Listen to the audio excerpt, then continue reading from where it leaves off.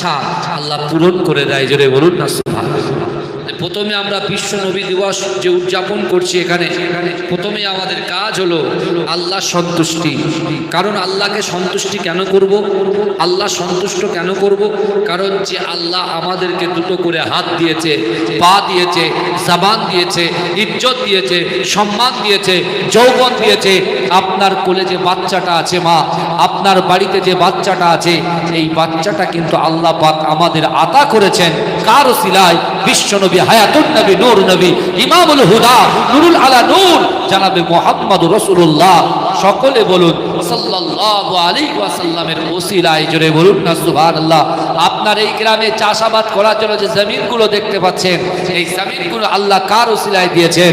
মুস্তাফা জানে রহমতের ওসিলায় দিয়েছেন। জোরে বলুন না সুবহানাল্লাহ। আমার আপনার যৌবন শক্তি দিয়েছেন কে? আমার আপনার হাত পা যা কিছু দিয়েছেন আল্লাহ দিয়েছেন, কিন্তু কার ওসিলায় দিয়েছেন? মদিনা ওয়ালার ওসিলায় দিয়েছেন। জোরে বলুন না সুবহানাল্লাহ। কিন্তু আমার ভাইরা, আজকে আমাদের করণীয় কি? আল্লাহ কি করলে, কি এমন কর্ম করলে, কি এমন আমল করলে আল্লাহ খুশি হবে?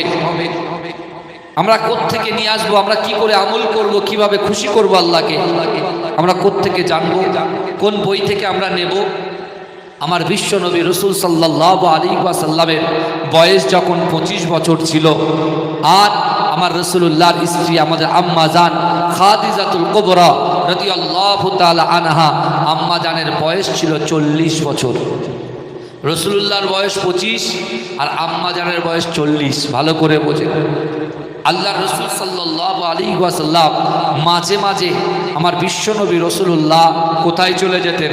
হঠাৎ করে 2 দিন 4 দিন ধরে গায়েব হয়ে যেতেন। আম্মা জান ঠিক বুঝতে পারতেন রসুল আমার অন্য জায়গায় যাননি, আল্লাহ জিকির করতে, আল্লাহ পাকের ফিকির করতে আমার রাসূলুল্লাহ ইবাদত বান্দেগীর জন্য মক্কা থেকে 3.5 কিলোমিটার দূর একটা পাহাড় আছে, যে পাহাড়ের নাম হচ্ছে হেরা গুহা।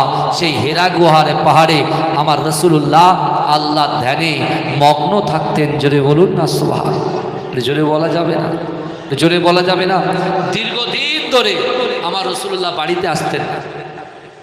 দীর্ঘদিন ধরে রাসূল যখন বাড়িতে আসতেন না, একজন 40 বছরের মহিলা, যথেষ্ট বয়স তার হয়েছে, সেই আম্মা জান আবার নিজে আল্লাহর রসুলের খানা, আল্লাহ রসুল্লাহ সাল্লাল্লাহু আলাইহি ওয়াসাল্লামের ভুকা নিবারণের জন্য, ক্ষুধা নিবারণের জন্য তিনি কি করলেন? বাড়িতে রান্না বান্না করে 3.5 কিলোমিটার হেঁটে ওই পাহাড়ে উঠতে 2 ঘন্টা, নামতে 2 ঘন্টা, টোটাল 4 ঘন্টা তিনি উঠতেন আর নামতেন, আল্লাহর রসুলকে খিদমত করেছিলেন। জোরে বলুন না সুবহানাল্লাহ।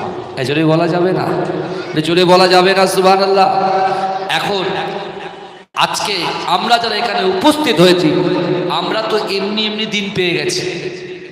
ইসলাম ধর্ম মায়ের পেট থেকেই পেয়েছি, কিন্তু শুধু ইসলামে বিশ্বনবী রাসূল সাল্লাল্লাহু আলাইহি ওয়াসাল্লাম তিনি একা থেকে রাসূলুল্লাহর আদর্শে আদর্শিত হয়ে আল্লাহ রসুলের ক্যারেক্টার, আল্লাহ রসুলের চরিত্র, আল্লাহ রসুলের ভালোবাসা, আল্লাহ রসুলের নম্রতা, আল্লাহ রসুলের ভদ্রতা, আল্লাহ রসুলের সততা, আল্লাহ রসুলের নমনীয়তা দেখে মানুষ দলে দলে দলে দলে ইসলাম ধর্ম গ্রহণ করেছিলেন। জোরে বলুন না সুবহানাল্লাহ। জোরে বলবেন না, জোরে বলবেন না।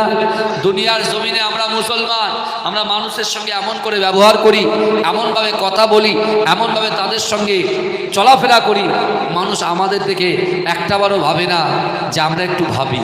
বুঝতে পারছেন না? মানুষ আমাদের দেখলেই দূরে সরে যায়। কারণটা কি?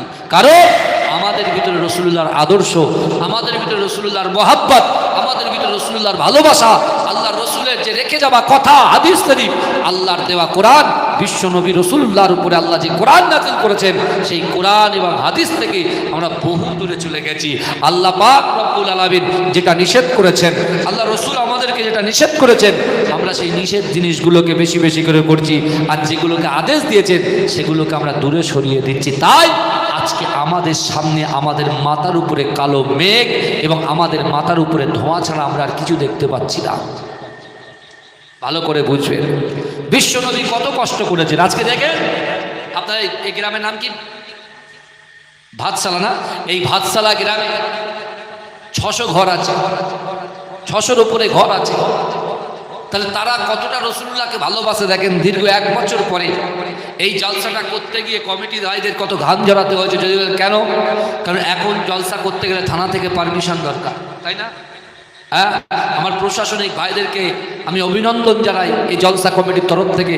তারা অবশ্যই বলেছেন নিয়ম মাফিক, নিয়ম মেনে আপনারা প্রোগ্রাম করেন, কোনো আপত্তি নেই। আমি গতকাল বাঁকুড়ার ধারে, বুঝতে পেরেছেন, গেছি আরামবাগ থেকে প্রায় 40 কিলোমিটার দূরে, সেখানে জলসা করেছি।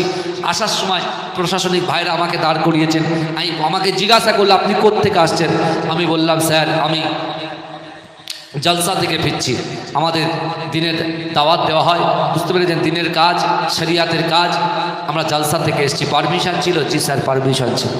আমরা অনেকে মনে করি মসজিদ থেকে নাকি মাইক খুলে দেওয়ার কথা বলছে, না এটা ভুল। মসজিদ থেকে মাইক খুলে দেওয়ার কথা বলছে না, বুঝতে পেরেছেন। মসজিদের সাউন্ডটাকে, যে মাইকের যে সাউন্ড, সে সাউন্ডটাকে একটু স্লো করে দিতে বলছে। এখানে আমরা ভুল বলছি। ওই মোড়ে আমি শুনছি যে একজনের নাকি ডেড হয়ে গেছে, বুঝতে পেরেছেন। এই মোড়ে এসে শুনছি না যে ডেড হয়েছে ও ডেড হয়নি, ওরা একটা হাত কেটে পড়ে গেছে। আবার এই মোড়ে এসে শুনছি বলে ওর কোমর পড়ে গেছে, বুঝতে পারছেন। ওই মোড়ে গিয়ে দেখছি ওই ছেলেটা হেঁটে হেঁটে ঘুরে বেড়াচ্ছে, বুঝতে পেরেছেন। তাহলে কান বলে কাকে কান নিয়ে পালিয়ে গেছে, কানের পিছনে কাকের পিছনে ছুটছে। আগে নিচে একটু দেখো হাতটা ঠিকঠাক আছে কিনা। আচ্ছা, ভুল ভ্রান্তি কেন করছেন আপনারা? আমার ভাইরা নানান দিকে এই ভুল ভ্রান্তিগুলো করে বেড়াচ্ছে। না, শরিয়াত আমাদেরকে এটা শিক্ষা দেয়নি। আল্লাহ রসুল সাল্লাল্লাহু আলাইহি ওয়াসাল্লাম নিজে কষ্ট পেয়েছে, কাউকে কষ্ট দেননি। বিশ্বাস করেন এ যুবকেরা, আমার আল্লাহ পাক রব্বুল আলামিন সব খবর রাখেন। আজকে এই গ্রামের খবর আমার আল্লাহর কাছে আছে, কিন্তু এই গ্রামের যুবকদের কলিজার ভিতরে যদি নামাজের মহাব্বত থাকে, কোরআনের মহাব্বত থাকে, পিতামাতার মহাব্বত থাকে, স্বামী স্ত্রীর হক থাকে, মায়ের মহাব্বত থাকে, রাসূলুল্লাহর ভালোবাসা থাকে, বিশ্বাস করেন আল্লাহর সাহায্য আপনার সাথে থাকবে ইনশাআল্লাহ। জোরে বলুন না সুবহানাল্লাহ। আর আপনি যদি কোরআন থেকে দূরে সরে যান, পিতামাতার মহাব্বত থেকে দূরে সরে যান, বাপের মহাব্বত থেকে দূরে সরে যান, স্ত্রীর হক থেকে যদি দূরে সরে যান, সন্তানের হক থেকে যদি দূরে সরে যান, আল্লাহ পাক রব্বুল আলামিন আপনার দিকে দেখবেন বটে, কিন্তু ওই কিরকম হবে বলেন তো? ধরেন আপনি সাঁতার জানেন, আপনার বাচ্চাটা ডুবে যাচ্ছে, কিন্তু আপনি ইচ্ছা করে বাঁচাচ্ছেন। বোঝা যাচ্ছে কি বলছি? আমি সাঁতার জানি, আমার বাচ্চাটা ডুবছে, আমি ইচ্ছা করে বাঁচাচ্ছি না, বুঝতে পারছেন না? কারণ কি? কারণ কি? তার যে আচার, তার যে আচরণ, তার যে ব্যবহার, নিম্নমানের ব্যবহার, বাজে ব্যবহার, তার জন্য আমি যাচ্ছি না। কিন্তু সে যদি আমার উপকার করত, সে যদি আমাকে ভালোবাসতো, আমি কি করতাম? সাথে সাথে ঝাঁপ দিয়ে দিতাম। আল্লাহ বলছেন বান্দা ফাযকুরুনি আযকুরকুম, কোরআন শরীফ আল্লাহ বলছেন ফাযকুরুনি আযকুরকুম, বান্দা তোমরা আমাকে স্মরণ করো, আমি আল্লাহ তোমাদেরকে স্মরণ করবো। জোরে বলেন, জোরে বলতে হবে সুবহানাল্লাহ। বসার মতো বসেন না। চারিদিকে জলসায় যাচ্ছি, দেখতে পাচ্ছি অবস্থা খুবই খারাপ। মুসলমানের অবস্থা খারাপ না, আমাদের অন্তরের অবস্থা খারাপ।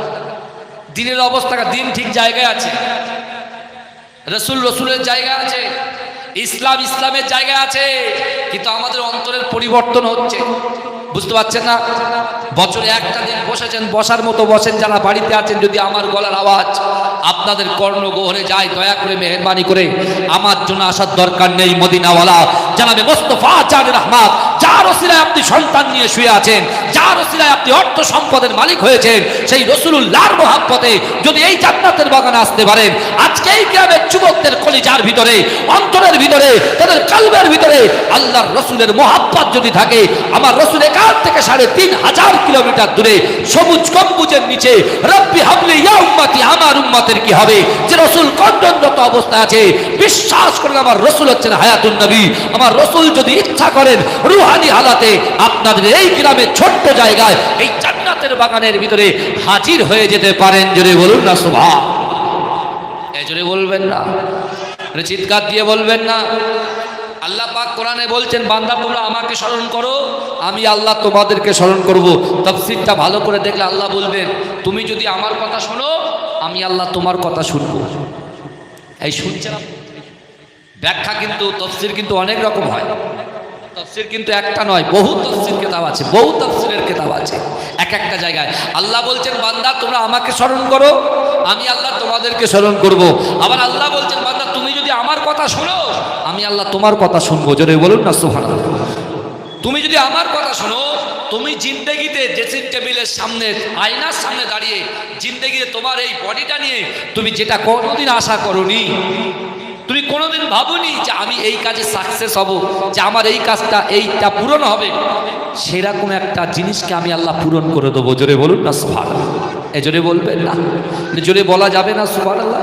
কিন্তু বিশ্ব নবী রাসূলুল্লাহ সাল্লাল্লাহু আলাইহি ওয়াসাল্লামকে যদি শক্ত করে রাসূলুল্লাহর মহাব্বতকে ধরতে পারেন, আমার রাসূলুল্লাহর গোলাম যদি হয়ে যেতে পারেন, আপনি হাত তুলবেন, সবটাই কবুল হয়ে যাবে। জোরে বলেন, এই জোরে বলুন না। আমার ভাই জানেরাও, এ নবী পাকের উম্মত উম্মতিরা, এ নবী দেবানারা, আমার আল্লাহ পাক রব্বুল আলামিন পবিত্র কালামুল্লাহ শরীফের ভিতরে পরিষ্কার ভাবে জানিয়ে দিয়েছেন, ও বান্দা শোনো শোনো শোনো শোনো, আমি আল্লাহ পাক রব্বুল আলামিন তোমাদেরকে সৃষ্টি করেছি। আমি আল্লাহ পাক রব্বুল আলামিন তোমাদেরকে সৃষ্টি করার পরে এক একটা যুগে এক একটা নবী পয়গম্বরকে তোমাদের হেদায়েতের জন্য দুনিয়ার জমিনে প্রেরণ করে দিয়েছি।